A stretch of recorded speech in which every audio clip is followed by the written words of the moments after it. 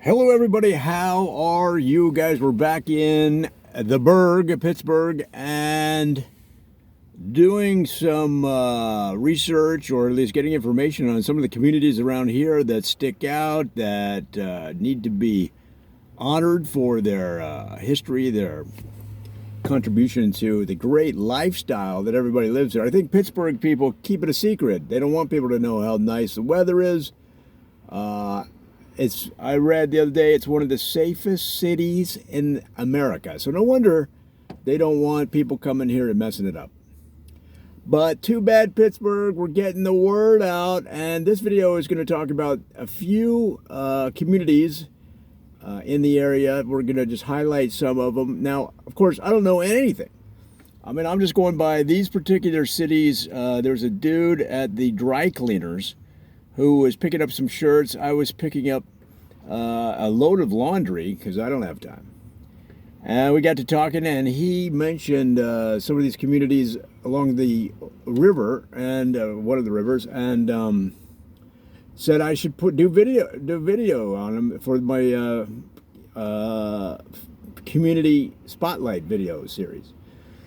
So I said, all right. And he seemed to know what he was talking about. He had on these socks that said Steeler Nation, and he had on a scarf, even though it's still not winter. It does get really cold in the morning. He had a scarf on that said Steelers Nation rules. So, you know, he's a local, you know, he knows what he's talking about, I guess. If you know it different from what I'm about to tell you, then let me know. We'll get that information out there. Guys, we're going to go to Leetsdale. Have you ever been to Leetsdale? You should go, man. That's one of the up-and-coming communities in Pittsburgh. Now, let's do a little history on some of this community. Leetsdale actually was originally called Leetsdale, and was one of the prominent leeks growing communities in the country. In fact, every year at the International Leeks growing competition, Leetsdale, Pennsylvania, always at the top. And like all things, eventually politics enter, and some of the residents right around the turn of the last century, 1910, 1920, they said, we want to grow the community, we want to broaden out from leeks, so we're going to call it Leets. And there was the biggest uproar you would never, ever believe, guys. Because the locals, a lot of them had been growing leeks and winning leeks competitions for decades. And now here comes this upstart group of people that are talking about making it a better community by developing the real estate and getting people with incomes. High incomes, doctors, lawyers, business type people to come to the area. And they want to change it to Leetsdale. And somebody stood up in the meeting and said, Leet? What's wrong with leek? Leet, he said, reminds me of delete. Right? Incomplete. Leet. See, he didn't like He was the leader of a band of loyalists that didn't want to change it to Leet rather than leaks. But time is a constantly turning wheel, and if you can't keep up with it, if you can't modify your behavior to incorporate some of the trends in society, you're going to be dust in the wind. And that's exactly what happened, because by 1925, the community changed its name to Leetsdale, and that's what it is today. And now you have a thriving community. Exactly what happened. You have a thriving community of a mixture of residents that love living there, and the leeks dominance has spread to other countries, other parts of other regions of the U.S., and is now a footnote in the history of Leetsdale. But still, an interesting story. I had no idea. Now, across the river is the small community of Glenwillard. It's all one word, Glenwillard. And they also have an interesting story in the fact that originally, before it was called Glenwillard, it was called, let me look at my notes here, Bobby Josie. So I guess Bobby Josie was the original name of Glenwillard. And again, Bobby Josie was heralded in the region, and everybody knew of Bobby Josie. What was named after a guy named Josie, okay? But they called it Bobby Josie. Now, Bob Josie was a pioneer. He was a doctor. He was an environmentalist, a community leader. So this guy started the town. And so we're talking way back. You know, you think about it. People don't realize how old Pittsburgh is. It really is an old town. It's really an eastern town. It's more like a Boston from that sense. Because, you know, they had manufacturing here in the late 1700s. They were, you know, Pittsburgh said, you know, as soon as they arrived, they're like, okay, what can we build? What can we make? What can we manufacture? And Bobby Josie was in that ilk. You know, you had these inventors, you had these entrepreneurial guys. It'd be like if your neighbor was a doctor, but also a stamp, kind of like Benjamin Franklin. If your neighbor was a doctor, a stamp collector, and a botanist. That's kind of the way some of the frontier characters were. And Bob Josie, known by his friends and family as Bobby Josie, was that guy. And he started the town and grew it right there on the riverbank. Now we're talking the Ohio River in the Pittsburgh area. Is northwest of Pittsburgh proper, right? Up along the Ohio River. You got three rivers. You've heard Three River Stadium. You've got the Allegheny, the Monongahela, and the Ohio. So up along the Ohio is Glenwillard, which was originally Bobby Josie. So what happened? Well, Bobby Josie, like a lot of guys, you've heard of people getting in trouble on Twitter in today's world. Well, Bobby Josie took a liking to a local lass.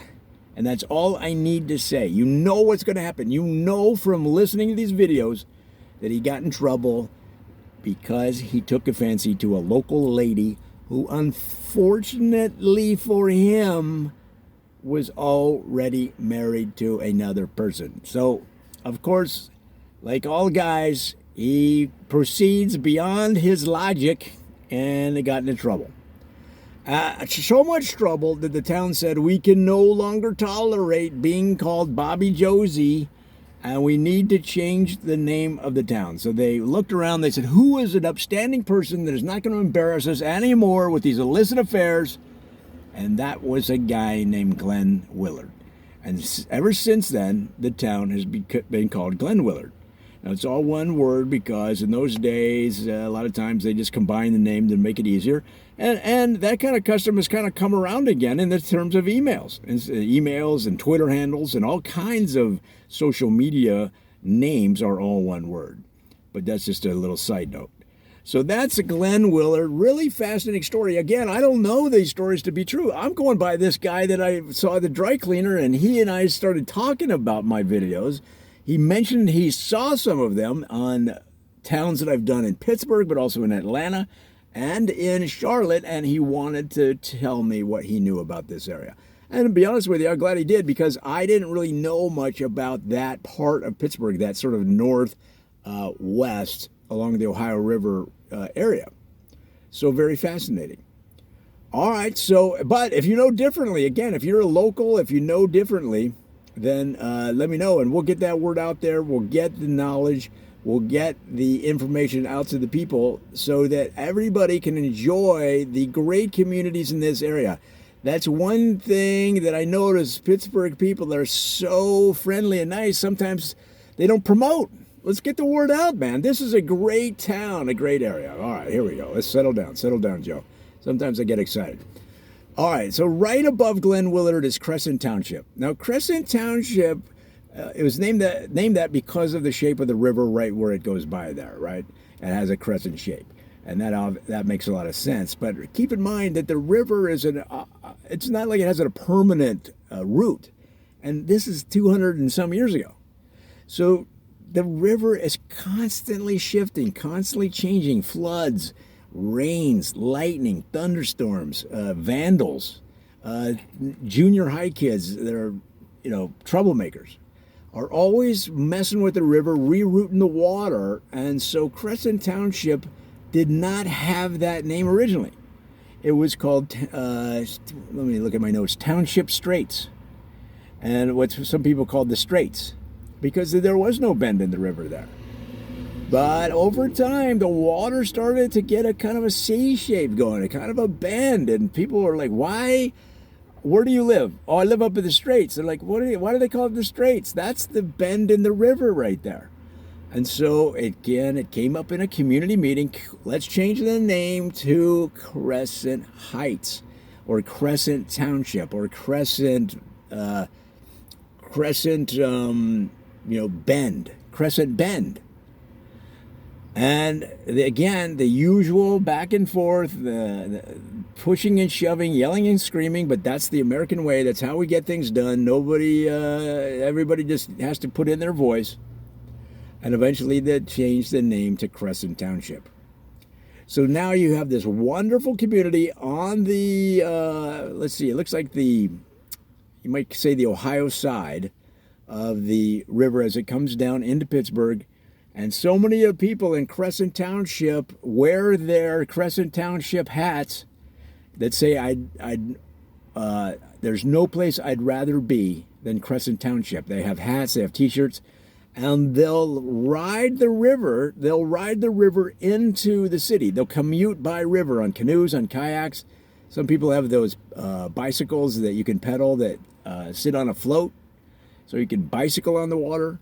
But they love Crescent Township, they love the river, and they love Pittsburgh. And it's all comes together when they take their canoe to work. You've probably seen them. I mean, people in Pittsburgh, you probably have seen these people coming in off of the elevator with their canoe, or coming in up the steps to the office with their kayak in tow, and their t-shirt that says Crescent Township or bust, right? Or Crescent Township Commuter Club. So there's all kinds of pride up there. If you're from out of town, get yourself a rental car, drive up there, look around, you're going to love it. It's right on the Crescent, hence the name. And of course, guys, that's the end of this look at communities in Pittsburgh. And as always, this has been a Joe Nitzel parody video. All right, come back for more.